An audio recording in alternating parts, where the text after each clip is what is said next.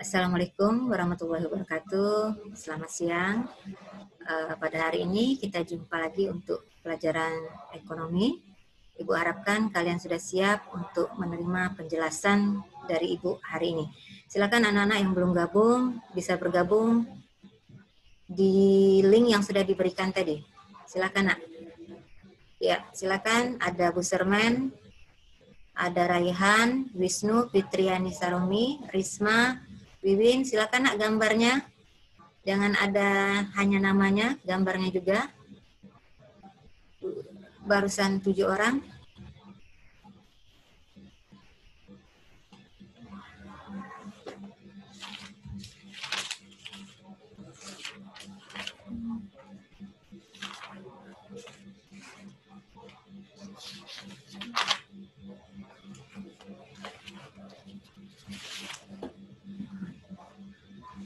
Wiwin, Wiwin di mana, Win?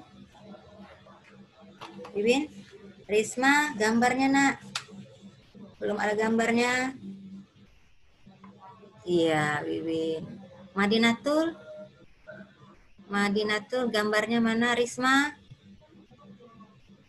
Marles tadi mana, Marles? Marles, Nak.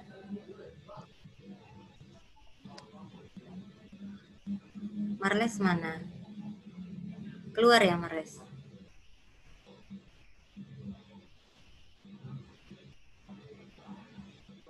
Ya, sudah. Baiklah, kita hari ini mengulang sedikit ya pelajaran yang sudah Ibu sampaikan kemarin, yaitu mengenai persamaan dasar akuntansi. Jadi persamaan dasar akuntansi ya Ibu ulang dulu karena kemarin kita belum selesai dan juga banyak teman-temannya kemarin yang tidak ikut, maka Ibu akan mengulang dulu materi persamaan dasar akuntansi.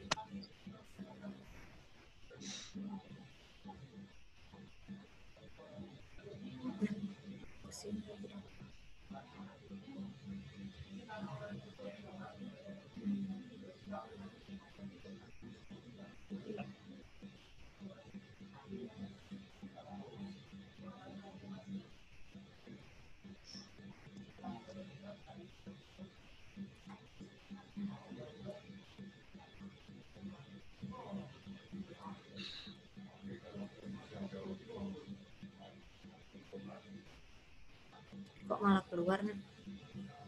Pak Adik mana ini?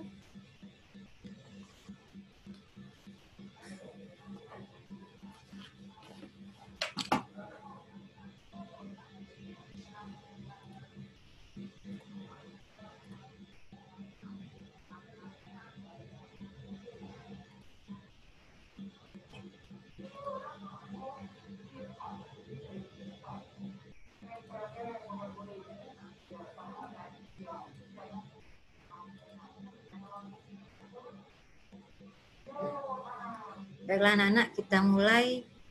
Ibu menjelaskan mengenai persamaan dasar akuntansi atau yang disebut dengan accounting equation. Ya.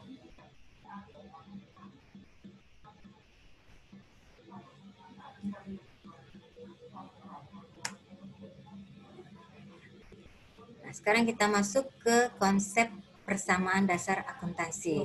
Ya.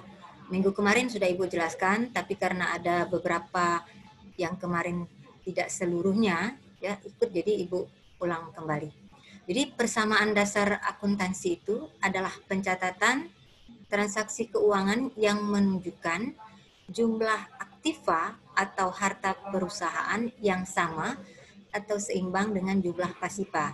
Jadi persamaan dasar akuntansi itu menyeimbangkan antara aktiva dengan pasiva. Di sini aktiva itu posisinya adalah di sebelah kiri, sedangkan pasiva itu posisinya adalah di sebelah kanan. Nah, apa saja isi daripada aktiva dengan pasiva? Aktiva ini kata lainnya adalah harta, atau kita sebut juga dengan aset. Maka akan Ibu jelaskan lagi unsur-unsur persamaan dasar akuntansi. Jadi ada 3 unsur sebelum kita masuk ke dalam pembukuan. Ya, ada 3 unsur-unsur persamaan dasar akuntansi. Apa saja? Yang pertama itu adalah aktiva. Jadi aktiva ini kita sebut dengan harta, atau bisa juga dalam istilah akuntansi itu adalah aset. Apa itu aset? Aset yaitu seluruh kekayaan yang dimiliki perusahaan. Ya, seluruh kekayaan yang dimiliki oleh perusahaan itu dinamakan dengan aset. Nah, pembagian aset ini terdiri lagi ada beberapa jenis.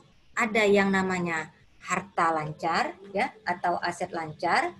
Kemudian ada harta tetap atau aktiva tetap, ada harta tidak berwujud. Kemudian ada investasi jangka panjang. Nah, untuk harta lancar itu contohnya kas, piutang, persediaan barang dagang, perlengkapan, beban dibayar di muka, pendapatan yang masih harus diterima.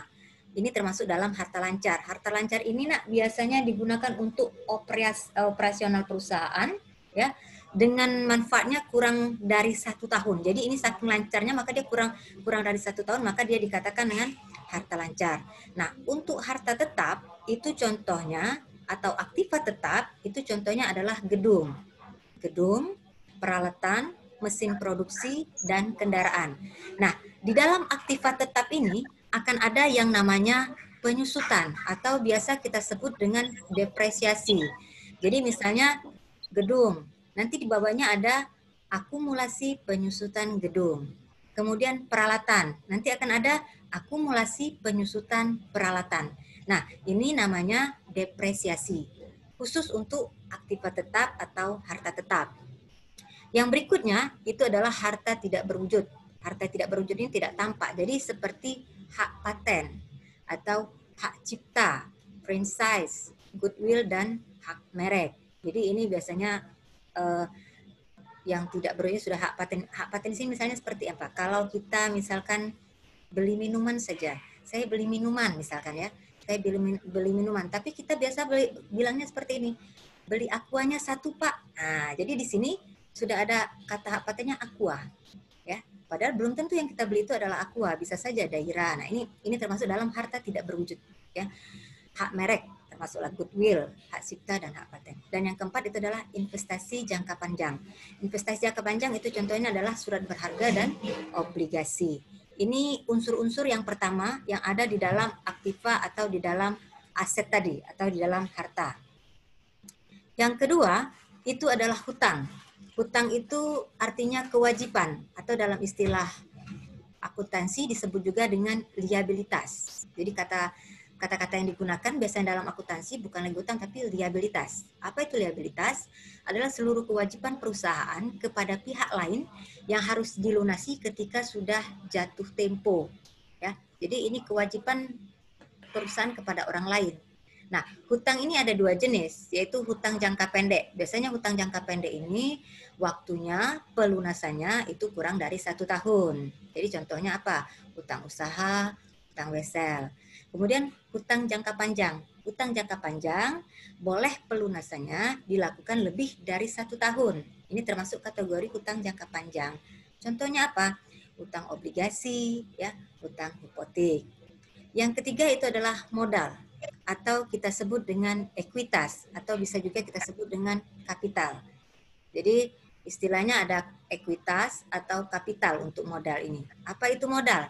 Modal adalah hak kepemilikan atas jumlah kekayaan perusahaan yang berasal dari pemilik.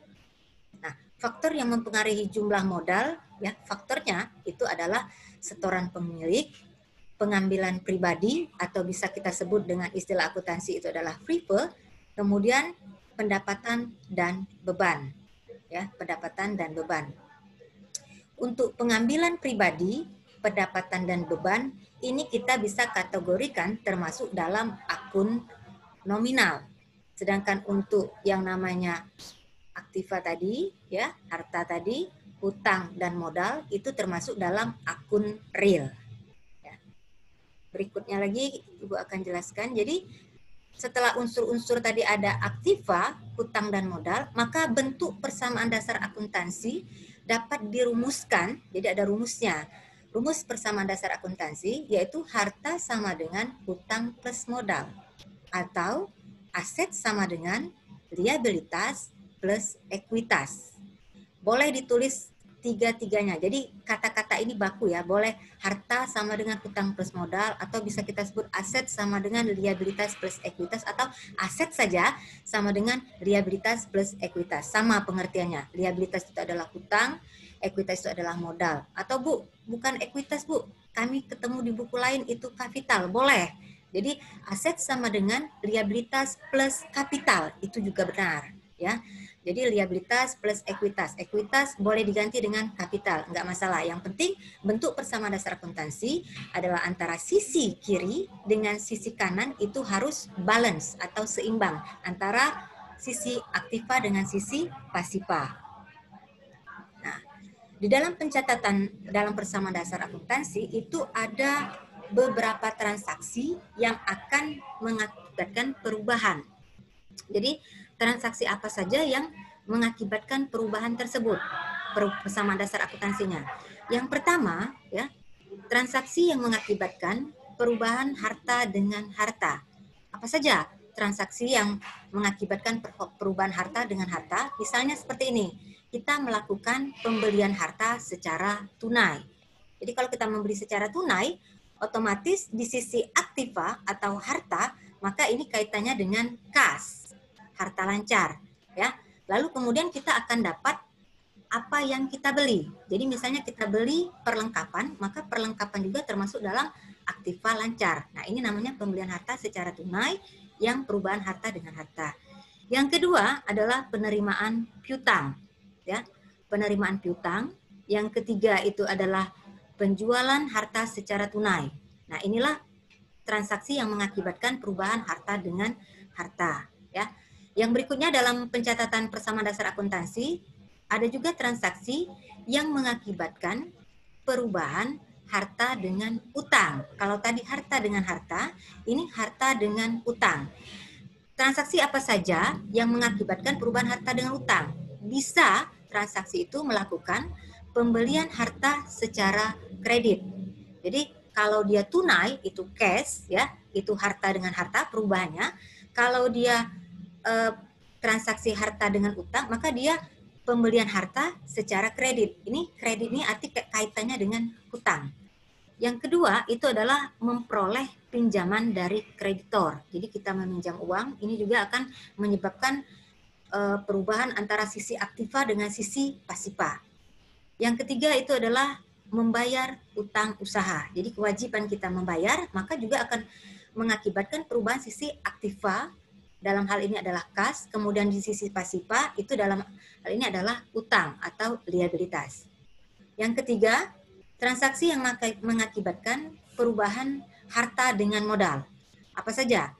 Ada investasi yang dilakukan oleh pemilik modal. Jadi ini kaitannya langsung dia ke harta dengan modal. Jadi bisa langsung kas ke modal. Orang misalkan menanamkan uangnya, memberikan uangnya, menginvestasikan uangnya ke perusahaan. Nah, ini akan mengakibatkan perubahan harta dengan modal. Jadi sisi aktiva dengan pasifanya. Yang kedua, apabila dia memperoleh pendapatan. Ini pasti akan mengakibatkan perubahan harta dengan modal. Karena dia akan langsung masuk ke dalam kas dan modal. Jadi dari pencatatan persamaan dasar akuntansi ini, ya, ada perubahan harta dengan harta, perubahan harta dengan utang, kemudian perubahan dengan harta dengan modal. Maka kalau kita buat kolomnya, ya, kolom persamaan dasar akuntansi akan terbentuk seperti ini, nah. Dia ada yang namanya tanggal, ya. Jadi di sini ada kolom tanggal, ya. Jadi yang pertama itu adalah kolom tanggal. Kemudian itu ada kolom harta, ya. Di sini ada kolom harta. Nah, di atas ini kan harta, ini termasuk golongan aktiva. Nanti untuk lebih jelas akun-akunnya kita tulis di sini. Jadi misalnya harta itu berupa apa? Harta lancar. Misalnya di sini ada transaksi kas. Berarti kita tuliskan di kolom ini itu adalah kas. Kemudian apa lagi? Misalnya transaksi harta lancar. Dia membeli peralatan. Maka di sini kita masukkan kolom di sini, ya, di sebelah kas itu adalah peralatan. Atau kita melakukan pembelian perlengkapan, maka kita buat juga di kolom ini adalah perlengkapan. Maka di kolom harta atau aktiva ini, ya, berdasarkan transaksi yang dilakukan, kita buat di bawah ini. Jadi nanti di sini ada kas, ada perlengkapan, ada peralatan, atau misalnya termasuklah nanti ada harta tetap atau aktiva tetap. Misalnya kita beli kendaraan, berarti kita tulis di sini kendaraan. Khusus untuk kolom harta, nak ya. Jadi di kolom harta, ini di bawahnya kita tulis lagi nama akun-akunnya. Jadi akun itu bisa berupa kas, piutang, perlengkapan, kendaraan. Yang penting dia termasuk dalam golongan harta. Ingat 3 unsur tadi, harta tetap, harta lancar, harta tetap, kemudian ada yang namanya goodwill dan investasi jangka panjang di kolom bawah sini. Nah, setelah itu ini di kolom aktiva, artinya sisi kiri. Di kolom sebelah kanan itu ada yang namanya utang. Nah, kolom ini kita buat utang dan modal. Baru yang terakhir adalah keterangan. Untuk utang, modal, dan keterangan itu kita tulis di kolom atas ini, itu adalah namanya pasipa. Ya. Jadi yang dinamakan persamaan dasar akuntansi yaitu menyeimbangkan antara sisi kiri dengan sisi kanan. Sisi kiri di sini adalah aktiva, sisi kanan di sini adalah pasipa. Untuk lebih jelasnya kita masuk ke contoh soal. Oke, kalian lihat di sini ada contoh soalnya. Ya. Contoh soal yang pertama kita ada transaksi yang terjadi di Salon Ayu selama bulan Agustus 2018 sebagai berikut. Tanggal 1. Jadi di sini ada Agustus tanggal 1 maksudnya. Nyonya Sinta mendirikan usaha salon. Ia menyetorkan uang sejumlah 150 juta. Jadi Nyonya Sinta ini mendirikan usaha salon Ayu, ya, usaha salon Ayu, dan ia menyetorkan uang sejumlah 150 juta. Ya, mendirikan uang salon. Artinya ia menyetorkan uang, menginvestasikan uang. Maka tanggal 1 ini, ya, transaksinya bagaimana? Cara menganalisisnya berarti di situ adalah di kolom aktiva, kasnya akan bertambah sebesar 150 juta, sedangkan di kolom pasipa dia akan bertambah di sisi modal. Karena dia menyetorkan uang, maka modalnya bertambah sebesar 150 juta. Ya. Nah, berikutnya tanggal 3. Tanggal Agustus tanggal 3, Nyonya Sinta membeli peralatan salon senilai 17.500.000 secara tunai. Ya, dia membeli peralatan salon. Nah, di sini sudah jelas akun yang harus kita buat itu adalah peralatan salon. Jadi nama akun itu dibuat peralatan salon. Uangnya berapa? Uangnya 17.500.000 di posisi kiri. Jadi masukkan peralatan ini di posisi kiri, yaitu di kolom peralatan, di harta, di bawah harta. Kemudian tanggal 10 Agustus, Nyonya Sinta, tanggal 5 nah ya, tanggal 5 Agustus, Nyonya Sinta membeli perlengkapan salon. Jadi kalau tadi dia membeli peralatan salon, nama akunnya itu adalah peralatan.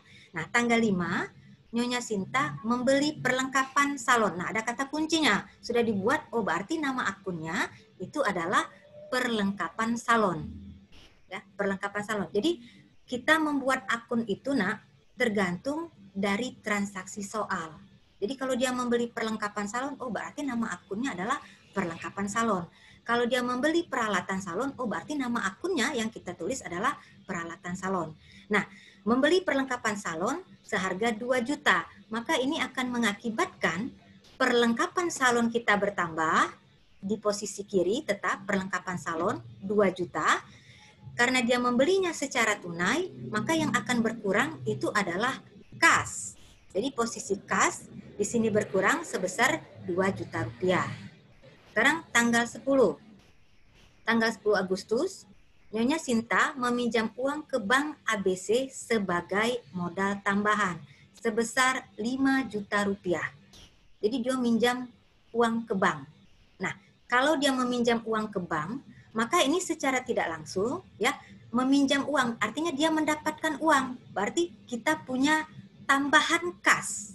ya, dapat uang. Berarti ini akan berpengaruh pada transaksi pada akun kas. Kas kita bertambah sebesar 5 juta rupiah, ini di kolom aktiva, sedangkan modal kita di posisi pasifa akan bertambah sebesar 5 juta rupiah. Untuk lebih jelasnya, Ibu akan menjelaskan lagi contoh soal ini ke dalam bentuk format persamaan dasar akuntansi.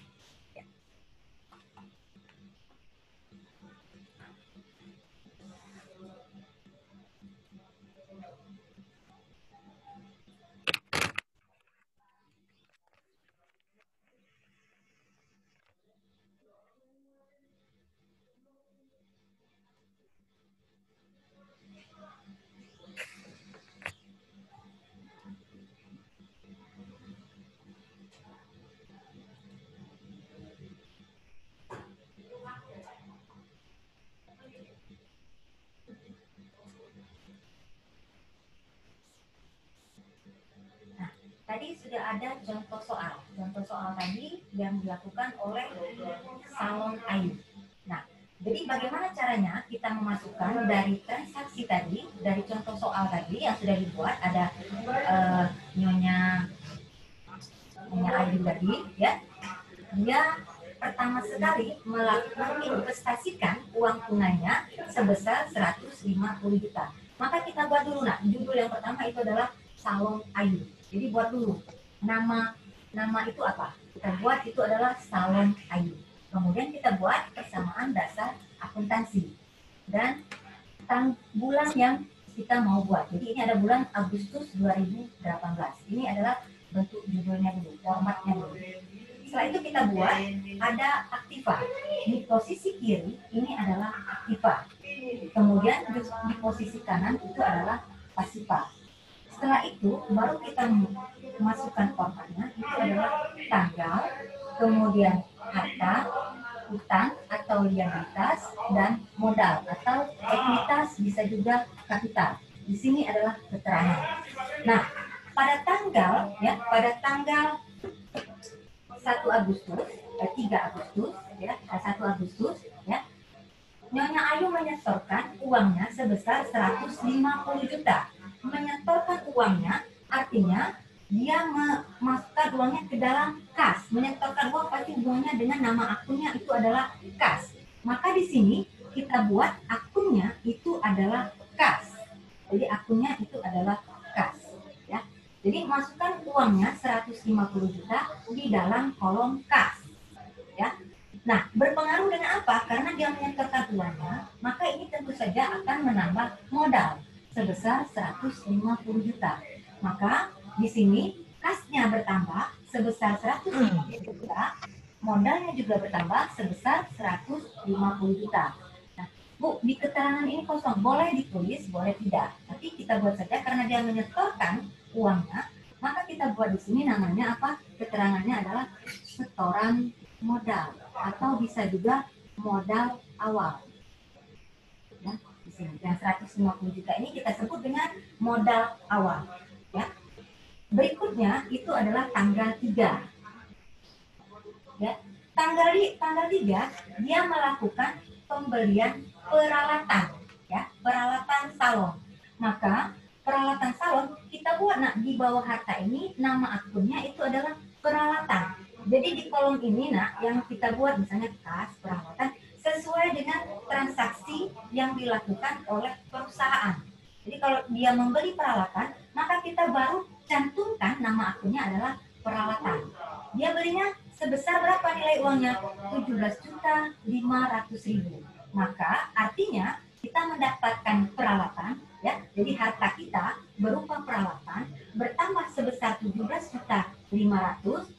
Dan di ujung kita lihat apakah dia dibeli secara cash, secara tunai, ataukah secara kredit.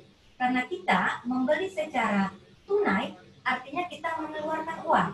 Nah, pengaruh mengeluarkan uang, maka cash kita akan berkurang sebesar 17.500.000. Karena kas kita berkurang, maka simbol yang harus kita gunakan itu adalah dalam tanda kurung. Ya, jadi ini dibuat dalam tanda kurung. Nah, dalam tanda kurung. Tanda kurung ini artinya berkurang. Kalau ini tidak ada tanda kurung kan, artinya dia bertambah. Berarti peralatan kita bertambah 17.500.000, kas kita karena kita membeli secara tunai maka berkurang 17.500.000. Nah, setiap kita melakukan transaksi maka kita akan jumlahkan dulu. Jadi setelah ada kas, ada peralatan, kita buat dulu transaksi seperti ini. Kita turunkan berapa nilainya. Jadi yang modal tadi kita buat, turunkan angkanya 150 juta, utang belum ada, untuk perlengkapan juga belum ada, peralatan kita buat di sini 17.500.000. Nah, kas kita 150 juta, kurangkan dengan 17.500.000 menjadi 32.500.000. Nah, setelah ini kalian buat, ya, baru kita masuk dengan transaksi yang ketiga. Yang ketiga apa? Tanggal 5 Agustus. Ya, tanggal 5 Agustus, Nyonya itu melakukan apa dia? Pembelian peralatan. Pembelian peralatan sebesar berapa? Sebesar 2 juta secara tunai. Berarti kita dapat peralatan, ya, sebesar dapat perlengkapan sebesar 2 juta. Maka kita buat, nah, di bawah akun tadi kan kosong nama hartanya kan? Karena di situ kita beli perlengkapan, maka akunnya kita tulis perlengkapan. Ya. Nah, jadi perlengkapannya kita tulis, nilai uangnya adalah 2 juta. Karena kita beli secara tunai, maka ini akan berpengaruh kepada kas. Nah, jadi tadi 32.500.000, ya. Kita ambil lagi, kita keluarkan 2 juta, maka sekarang kasnya menjadi 30.500.000. Ya. Kita turunkan lagi peralatannya 17.500.000, perlengkapannya 2 juta, utangnya kosong, modalnya tetap 150 juta. Ya. Nah, setelah itu ada transaksi berikutnya. Ya, ini tanggal 4, ini tanggal 5. Ya. Tanggal 5, ya, Nyonya Sinta ini melakukan pinjaman kepada kepada Bank ABC. Kenapa dia melakukan pinjaman? Karena dianggapnya modalnya ini sudah tidak mencukupi. Maka dia melakukan pinjaman ke Bank ABC. Melakukan pinjaman, artinya kas kita bertambah, maka ini akan mempengaruhi posisi di modal, kolom pasifa. Berapa kita pinjam? Modal kita bertambah sebesar 5 juta rupiah. Kalau dia bertambah, tidak usah dibuat dalam tanda kurung. Dan kas kita ini bertambah sebesar 5 juta. Nah, kita totalkan 35.500.000. Ya, kita buat, tambahkan.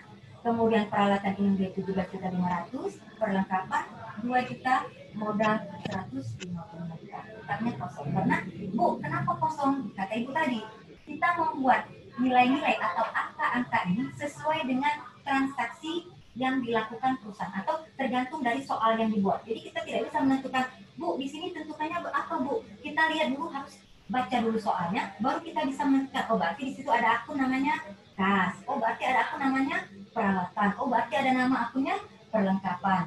Kalaupun ternyata, Bu, di situ ada kendaraan, oh berarti kita buat lagi nanti di sini, kita buat lagi jadi satu, namanya oh kendaraan, termasuk dalam harta tetap atau aktiva tetap. Nah, lalu bagaimana? Setelah ini selesai, ya masih ada sebetulnya contoh soal yang lain, tapi ini yang Ibu hanya ambil sedikit. Yang penting kalian bisa cara memasukkan soal itu ke dalam form, ke dalam bentuk persamaan dasar akuntansinya. Jadi bisa memasukkan dari transaksi soal, kita analisis, kita masukkan ke dalam bentuk persamaan dasar akuntansi. Lalu yang mana Bu namanya persamaan dasar akuntansi? Nah, ini kan ada sisi pasifa, ini 155 juta. Nah, 155 juta. Sama nggak antara posisi pasifa dengan posisi aktiva? Kalau dia tidak sama atau tidak seimbang, maka dia tidak bisa kita kategorikan sebagai persamaan dasar akuntansi. Karena konsep dasar persamaan akuntansi itu adalah harta sama dengan utang ditambah modal. Maka utang ditambah modal 155 juta, dia harus sama, angkanya di sini juga harus 155 juta. Kalau dia sama, artinya balance, ya, itu bisa kita kategorikan sebagai persamaan dasar akuntansi. Coba kita jumlahkan. 35.500.000 ditambah 17.500.000 ditambah 2 juta, maka dia akan sama hasilnya dengan 155 juta. Inilah yang namanya konsep dasar persamaan akuntansi. Jadi di posisi aktiva 155 juta, di posisi pasifa 155 juta.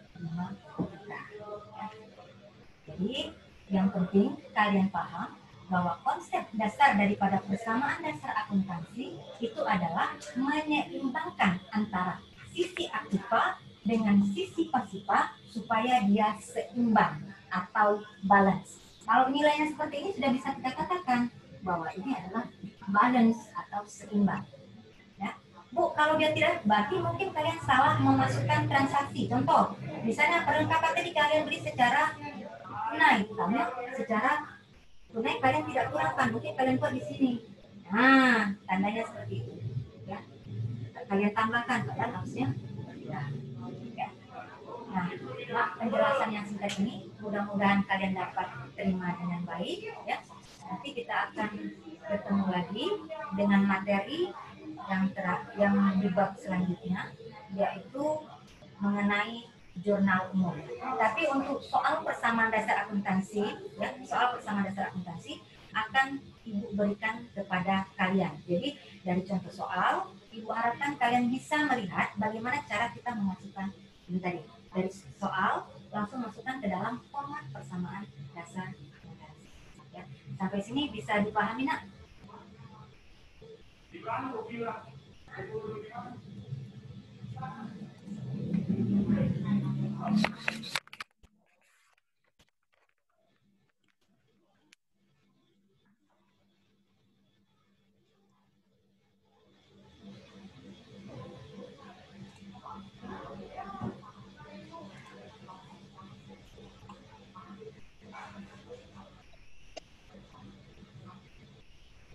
Ya.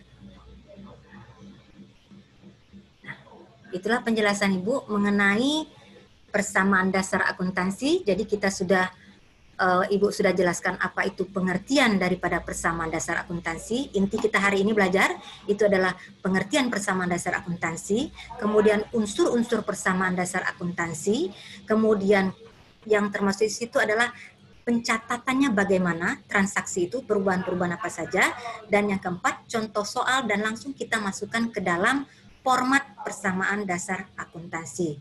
Sampai sini ada yang mau ditanya, Nak? Sampai sini ada yang mau ditanyakan mengenai persamaan dasar akuntansi?